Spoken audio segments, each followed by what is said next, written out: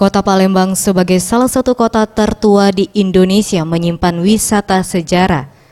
Salah satunya saat zaman Kesultanan Palembang Darussalam, seperti makam keramat Ratu Bagus Kuning di Jalan di Panjaitan Pelaju, Palembang, yang ternyata menyimpan legenda puluhan kera yang setia menjaga makam hingga kini.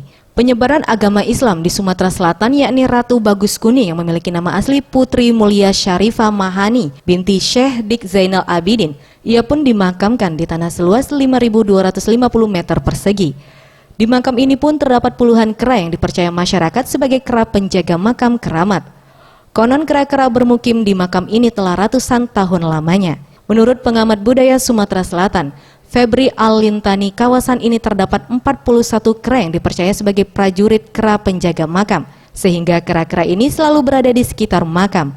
Kehadiran para peziarah menjadi momen yang ditunggu karena biasanya selalu membawa makanan terutama pisang. Singkat cerita, di Ganggu itu ada pertarungan antara Ratu Bagus Kuning dan siluman kera itu.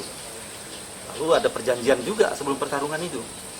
Nanti kalau misalnya siluman kera itu kalah, maka dia akan setia kepada Ratu Bagus Kuning. Jadi menyerahkan pengabdiannya kepada Ratu Bagus Kuning.